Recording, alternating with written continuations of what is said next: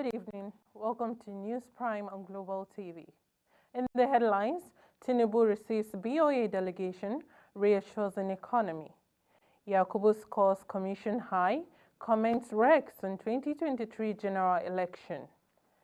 In a bid to drive revenue generation, FIRS partners Mayton to collect VAT from market traders. And in sport Olympics, pre-qualifiers Chimezie, Ndugba and Anosike to play in Lagos. I am Sadia Mustafa. President Bola Ahmed Tinubu has expressed confidence that his administration is on the pathway to success in spite of the challenges facing the country, saying Nigeria has no reason to fail the rest of the African continent. This was disclosed in a statement signed by Dili Alake, the special advisor to the president on special duties, communication and strategy. Receiving visiting Bank of American officials at his office at the State House on Tuesday, the president said his government was committed to instituting reforms that will engender the sustainable growth and development of the country. The president asked the bank management for support and partnership that would advance mutual benefits for Nigeria and the financial institution. In his remark, the leader of the delegation and president of International Bank of America, Mr. Bennett Mensah, expressed excitement about the initial steps taken by the new administration, which he said is taking Nigeria back to its rightful place on the global stage. The Bank of America had said the Monetary Policy Committee of the Central Bank may need to increase interest rates by at least 700 basis points before the end of the year to curb inflation. The Independent National Electoral Commission, INEC, on Tuesday opened and closed its defense in Peter Obi's petition challenging the result of the February 25th presidential election. Recall that Bola Tinubu was declared the winner of the election and was sworn in as the president on May 29. Obi of the Labour Party is urging the Presidential Election Petition Court in Abuja to set aside Tinubu's victory on the grounds that the Independent National Electoral Commission failed to comply with the electoral laws. At the resumed proceeding on Tuesday, Counsel for INEC AB Mahmoud San proceeds to close its defense in the petition after calling the first witness, Lawrence Bayode, an assistant director in charge of its ICT department. Bayode had also testified yesterday in aid of Commission's defense against the petition filed by Atiku Abubakar of the People's Democratic Party. He was led in evidence by the Commission's lead counsel, AB Mahmoud San, who also tendered some documents in the course of the proceeding. The witness under cross-examination said that even if blood documents were downloaded from INEC's result viewing portal, it will not affect the physical result as recorded in the polling unit's result, otherwise called Form EC8. He called the images of Form EC8A captured with Bimodal Voters Accreditation System and transmitted to IREF are not relevant for the collation of result. When examined by counsel for the All Progressive Congress, L.O. Fagbemi, San, the witness told the court that the glitch recorded during the last presidential election will not affect the collation of the election results. In the meantime, the chairman of INEC, Professor Mahmoud Yakubu, met today with the resident electoral in Abuja to reflect on the just concluded 2023 general election, with a view to commencing a holistic review of the process, while acknowledging the various opinions expressed by political parties, candidates, observers, and the general public. Professor Yakubu noted that the Commission is listening, learning, and determined to improve future elections. Our correspondent, Priscilla Obasi, has the rest of the story. Professor Yakubu highlighted the extensive preparation that preceded the election for over a 4-year period, making it one of the elections that have received the most investment of resources in the country's most recent history. Despite security challenges and attacks on personnel and facilities, the elections, according to him, were largely peaceful. This is necessary if we are to learn the full lessons of the election going forward. Compared to some previous elections, we believe that the 2023 general election was one of the most meticulously prepared for in recent times. Learning from previous experiences, we started preparations immediately after the 2019 general election, carefully ticking the necessary boxes over a 4-year period. The chairman stated that the bimodal voters accreditation system BVAS deployed for voters accreditation received tremendous commendation with a remarkable success rate of 98%. According to Professor Yakubu, the outcome of the election demonstrated a fair representation of Nigeria's diverse multi-party democracy, with various political parties securing seats at different levels, a development that is reflective of the country's political diversity. Accreditation using the bimodal voter accreditation system, the BVAS, has generally been scored very high by voters. Our records show that the success rate of the BVAS accreditation stands at 98% compared to the smart card readers' 29.2% during the 2019 general election.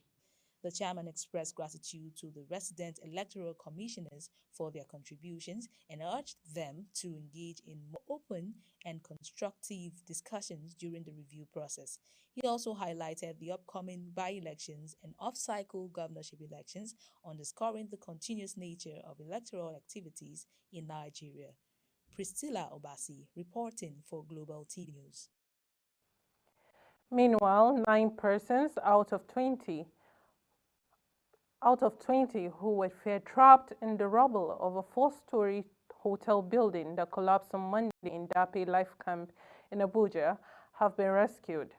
The building, which was under construction as of the time of the collapse, is said to be owned by a top hotel in the territory. According to eyewitnesses at the site, the hotel, which has an underground facility, had no fewer than 20 persons trapped.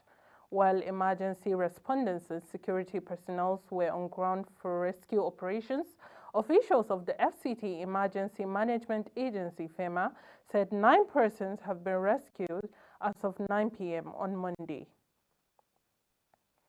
The National Youth Service Corps, NYSC, says those who forge its discharge or exemption certificates risk jail term, option or fine, or both as penalties. The Director of Legal Services of the Corps, Mr. Ahmed Ibrahim, said this on Monday in Abuja during the 2023 Legal Officers Capacity Building Training. According to Ibrahim, the NYSC Acts contain all the infractions that people should know about. He said the punishment in the first place is that those who commit such infractions will be arrested, while the police will charge them to court. At that point, Ibrahim said the police will be left with the responsibility of prosecuting and the courts to decide whether to imprison or fine such individuals. You're watching News Prime on Global TV, coming to you live on Star Times channel 276 from Nigeria, capital Abuja. Kindly follow us across social media platforms at globaltv.com. When the News Prime returns, FIRS partners meetings to collect VAT from market traders. We'll be back with this and more stories right after the break. Please don't go away.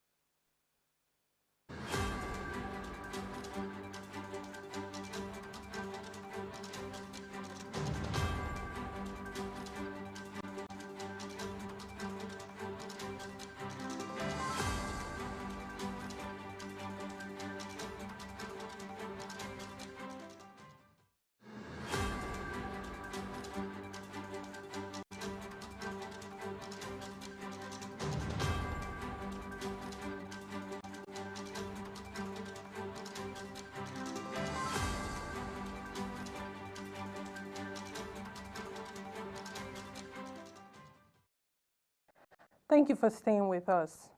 The Nigerian government, through the Federal Inland Revenue Service, FIRS, has announced that the VAT initiative, a scheme aimed at enabling the government to collect value-added taxes from the informal sector while reducing multiple taxations and the informal economy.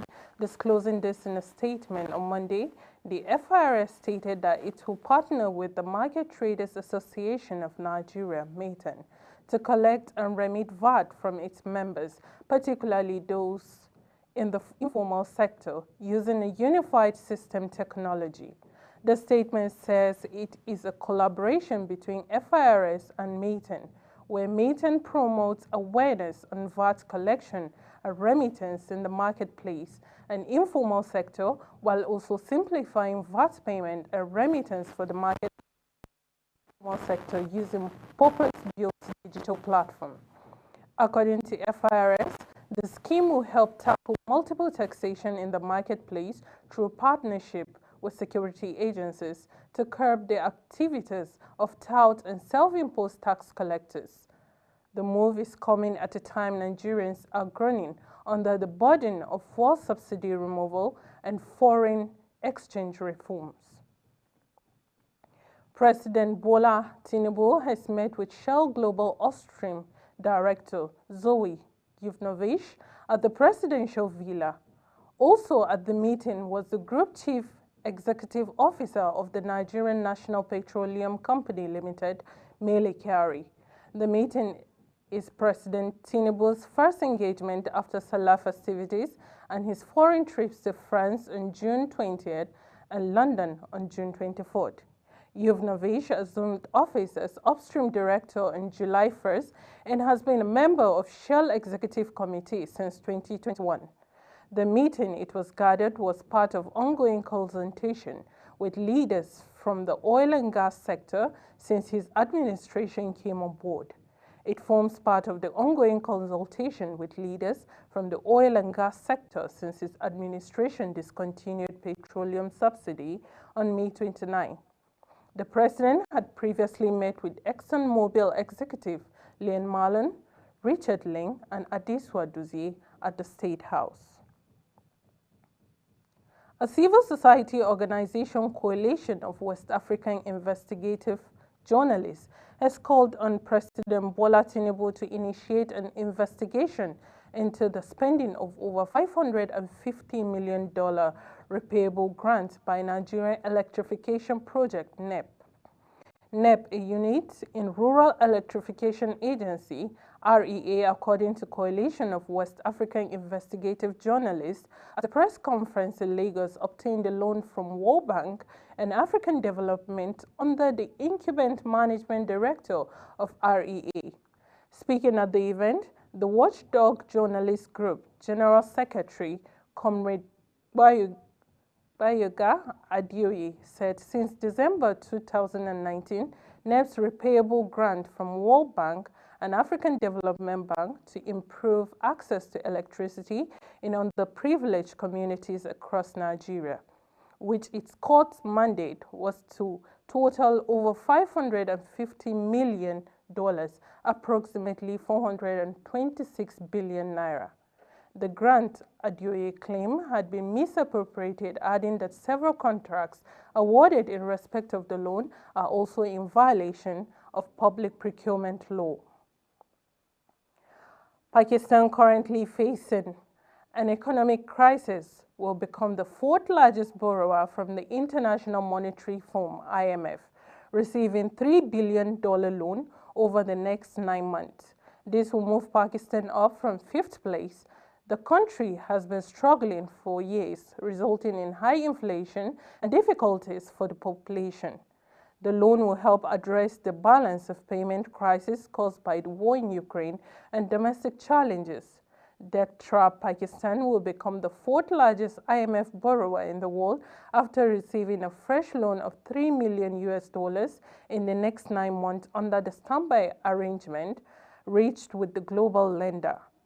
Pakistan, which is facing its worst economic crisis since independence from Britain in 1947, was on March 31, 2023, ranked 5th in the list of countries with the highest borrowing from the multilateral institution. However, Pakistan will move to the fourth place in this list when it receives another $3 billion in the next 9 months under the standing arrangement made with Washington-based global lender on Thursday. Super Eagles striker Taiwo Awoniyi has donated cash and writing materials to his alma mater in Ilorin, Kwara State capital. Awoniyi made a surprise visit to his primary school, Adetunji Nursery and Primary School, Alpha Yahaya Ilorin, and his secondary school, Government Day Secondary School, during his visit to Adetunji Nursery and Primary School.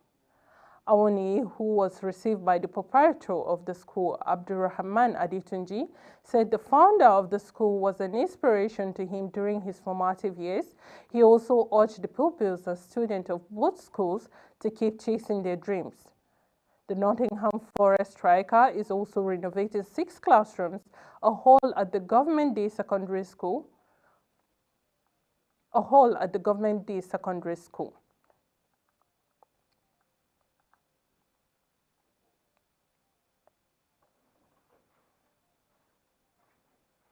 And that's all for the News Prime on Global TV from Nigeria's capital, Abuja.